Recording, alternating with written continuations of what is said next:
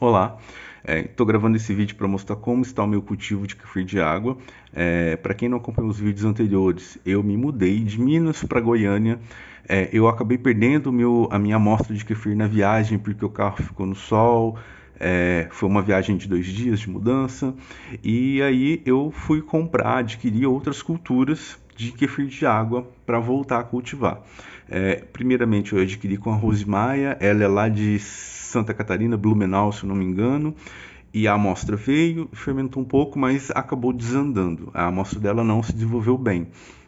Depois eu comprei uma outra amostra que veio do interior de São Paulo, de Presidente Alves. Se eu não me engano, quem me vendeu foi um tal de Adriano. A amostra dele eu tive assim problema porque os grãos não desmancharam, mas não fermentou, na verdade, mas não se multiplicou. Então eu optei por não ficar brigando muito com essas amostras, porque assim, creio eu que a amostra ela pode estar muito saudável na casa da pessoa, mas durante a viagem, durante a entrega, pode ser que ela venha sofrer aí um estresse, algum dano irreversível, e também a forma de preparo pode influenciar, enfim. Então assim, não dá para garantir que a amostra de kefir de água sempre vai se desenvolver. Daí eu procurei uma terceira. Eu acho até interessante fazer esse teste de adquirir culturas diferentes de kefir de água e cada uma cultura se comporta de uma maneira. E essa terceira eu adquiri do Culturas Probióticas Brasil, que é lá de Belo Horizonte. Eu comprei pelo Shopee. Cheguei até a falar com a pessoa que me vendeu. E a cultura se desenvolveu super rápido e é o que eu vou mostrar agora como está. Eu não consegui mostrar anteriormente, mas eu vou mostrar agora. Eu vou preparar uma nova fermentação, mostrar como está a cultura. Eu estou fazendo o experimento de separar um grãozinho para ver como se desenvolve e se multiplica. Na quarta troca eu já observei multiplicação, então isso já me deixa tranquilo. E a cultura já está formada, fermentando bem.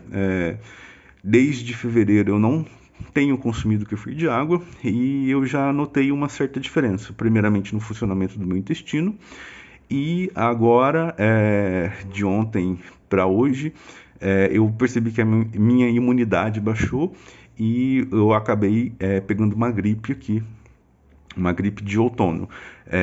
Mas assim, não dá para saber se a imunidade baixou por causa de mudança, de um novo lugar, da questão da umidade do ar. Então, assim, creio que pode estar tudo ligado. Mas agora eu vou voltar a tomar o kefir de água e vou conseguir ver a diferença de ficar um tempo sem tomar o hiato, qual vai ser a resposta do meu organismo. Esse aqui eu acabei deixando fermentar por 36 horas, então eu não vou tomar porque deve estar bem ácido, bem azedo, já que a fermentação aqui está muito intensa. A gente está no outono, mas a temperatura durante o dia atinge os 29 graus à tarde, e mais à noite baixa ali para 16, 15, lá fora até 14, mas assim, essa é a temperatura mínima aqui no estado, na cidade de Goiânia. Então aqui faz muito calor e fermenta muito. Por que eu deixei fermentar 36 horas? Para poder ajustar os horários. Para eu deixar fermentando 24 horas, então eu pretendo fazer as trocas todo dia à noite. Então eu acabei deixando rodar o dia inteiro a fermentação para trocar no fim da noite para ajustar o horário. Então eu vou coar aqui. Aqui eu estou com o airlock. O airlock está preenchido com água, então eu vou deixar ele aqui dentro da pia, mas eu já desrosqueei. Se ele ainda tivesse fechado no pote, aqui estaria borbulhando ou daria para ver o nível da água com a pressão positiva. Então eu vou tirar isso aqui. Olha, tem grãos boiando, tem bolhas, fermentação muito intensa e cultura se desenvolvendo muito bem. Eu não sei como que está o zoom aí, mas bom, vou coar. Vou utilizar um becker de vidro de 1 litro e aqui a peneira. E vou mostrar o preparo dessa nova fermentação. Então eu tô com bastante grãos aqui, vamos ver. Ó, tem mais grãos ali no fundo. Realmente, bastante grãos. Olha o líquido, dá para ouvir aqui de perto dá para ouvir e também dá para ver essas bolinhas, é o gás da fermentação que está dissolvido. Então tá bem legal essa fermentação. Esse aqui eu vou descartar, infelizmente, porque fermentou bastante. E ó, não precisa ter dó. E eu acho que isso meio que faz parte. Então tá aqui a cultura, tem um volume bem grande de grãos. Eu já vou partir aqui, eu estava em 500 ml e agora eu vou para o volume de 1 litro. O ideal seria dar um salto, medir, ver a quantidade de grãos. Deixa eu ver se eu consigo focar melhor aqui. O ideal seria ver a quantidade de grãos para poder calcular o volume de fermentação. Então, 3 colheres, 2 colheres meio litro, 3 colheres 750 ml, 4 colheres de grãos 1 litro. Aqui, como faz muito calor, eu posso até trabalhar um pouco abaixo dessa proporção. Eu posso trabalhar até aí com 2 ou 3 colheres para 1 litro por causa da temperatura. Mas nesse início eu pretendo seguir essa proporção. Isso não é regra, eu digo que é o que funciona comigo. Mas eu já vou dar um salto para 1 litro porque a fermentação, como vocês viram, está muito intensa. Então, deixa eu ver se consigo melhorar o zoom aqui. Então, ó, aqui é o pote que acabou de correr a fermentação. E dá para ver aqui que tem uma sujeirinha na parede do pote. Não sei como que eu como que eu habilito o zoom aqui, mas tem uma sujeirinha na parede do pote aqui. E isso aqui é resto de fermentação, biofilme, impurezas de açúcar mascavo. E o que eu estou utilizando para fermentar? Eu estou utilizando esse açúcar Doce Bem. Esse açúcar, se eu não me engano, ele é do Mato Grosso, da Chapada dos Guimarães. Eu já utilizei ele lá em Minas. Ele é barato e, assim, foi o melhor açúcar que eu já utilizei. Eu nunca utilizei o da marca Native, que o pessoal me fala. Mas esse aqui foi o melhor açúcar mascavo que eu utilizei. Só que, como eu mostrei no vídeo anterior, esse açúcar está com umidade. Eu não sei se veio do lote, da produção, do armazenamento, mas ele está molhado. Como que eu noto isso? Olhando no pacote, até mesmo ao abrir o pacote, dá para ver que tem umidade. Ele está um açúcar levemente molhado. E para isso, para utilizar esse açúcar, tem um risco muito grande de contaminação, principalmente por fungos que conseguem se desenvolver com pouca umidade. Então, para poder usar, eu tenho que escaldar. Então, eu já preparei ali, escaldei com água quente, utilizei a cafeteira para poder aquecer a água.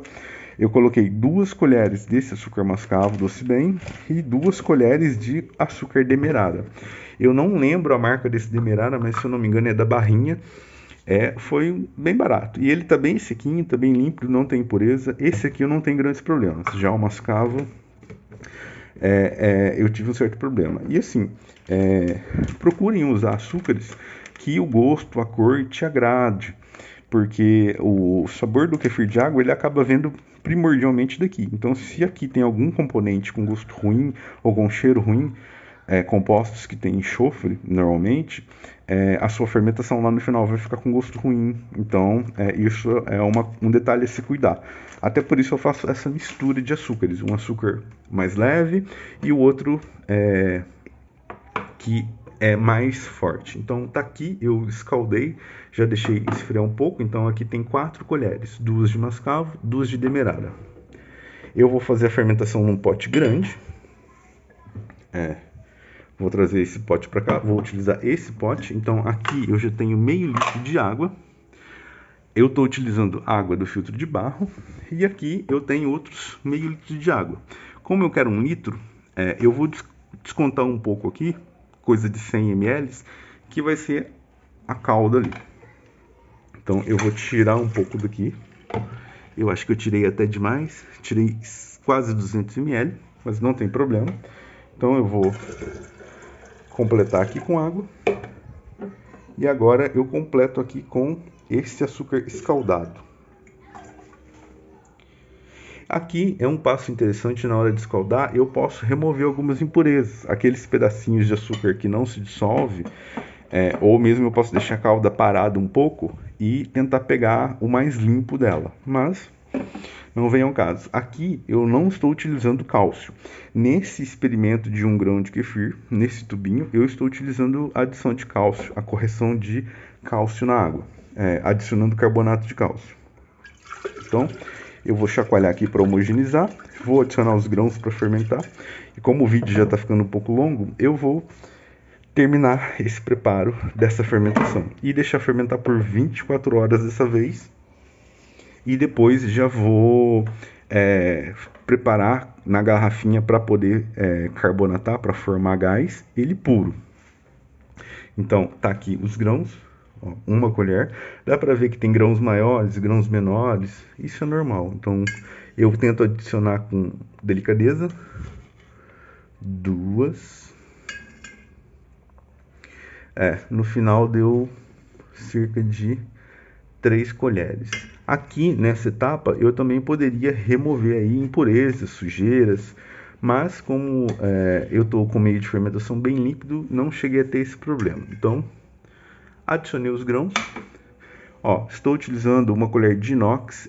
Essa colher eu não vou conseguir focar aqui, mas é uma colher da Tramontina. Não vou conseguir focar, mas é a inox da Tramontina. Eu nunca tive problema em utilizar inox. Muita gente fala que não pode, não sei o que. Eu nunca tive problema. Com essa cultura, também a cultura está se desenvolvendo bem. Então, eu não vejo problema com inox, mas se a pessoa prefere utilizar plástico, tome cuidado com plástico e temperatura. Plástico e água quente não combinam. Alguns tipos de plástico, sim. Por isso, precisa um pouco de atenção. Eu prefiro o inox. Mesmo a lenda aí, o pessoal falando que não dá para usar, mas a indústria utiliza muito inox. E, assim, enfim, eu acabo utilizando inox. E agora eu vou tampar, é uma outra coisa que muita gente fala que é errado. Eu vou tampar de uma forma que saia o gás de dentro. Mas eu poderia colocar um paninho ou papel toalha aqui. E também nunca tive problema com isso. Então, agora eu vou deixar fermentando 24 horas e vou fazer a troca desse experimento de formar uma cultura com apenas 1 grãozinho de kefir. Nesse meio eu estou fazendo a correção da dureza da água com carbonato de cálcio. E a foto desse aqui eu vou postar lá no meu canal no Telegram e no meu Instagram.